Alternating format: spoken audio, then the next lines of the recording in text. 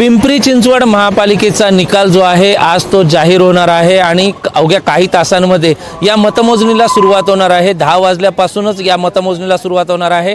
मी आत्ता ज्या ठिकाणी उभा आहे ते ऑटो क्लस्टर या ठिकाणी ही मतमोजणी होणार आहे। जर पाहिलं तर काल पिंपरी चिंचवड प्रभागातील मतदान जे आहे ते 57.71% झालं होतं आणि जर ही आकडेवारी पाहिली तर मागील निवडणुकीच्या तुलनेत अगदी म्हणजे ज्यामध्ये 5 लाखांपेक्षा जास्त नागरिकांची मतदारांची नोंद झाली होती त्यावेळी मतदान जे झालं होतं ते 67% झालं होतं। मात्र यावेळी मतदानाचा आकडा जो आहे तो तुलनेत कमी असल्यामुळे ह्या मतदार राजाने कोणाच्या बाजूने कौल दिला हे अवघ्या काही तासांमध्ये स्पष्ट होईल।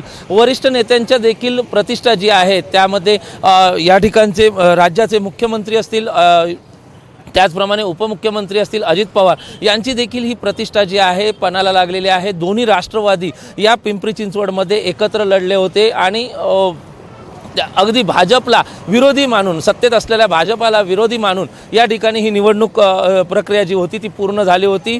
दोन पक्ष म्हणजे राष्ट्रवादी विरुद्ध भाजपा अशी लढत झाली होती, त्यामुळे दोन्ही पक्षांची प्रतिष्ठा जी आहे ती पणाला लागली होती। आता जर या ठिकाणी पाहिलं तर या ठिकाणी मोठा पोलीस बंदोबस्त जो आहे तो तैनात करण्यात आलेला आहे। पोलिसांचा ताफा जो आहे तो या ठिकाणी वाढताना पाहायला मिळतो आहे। कडेकोट पोलीस बंदोबस्त जो आहे कोणताही अनुचित प्रकार घडू नये यासाठी तैनात करण्यात आलेला आहे आणि आता या ठिकाणी ऑटो क्लस्टर या ठिकाणी सध्या पोलीस छावणीचं रूप जे आहे ते प्राप्त झालेलं पाहायला मिळतंय।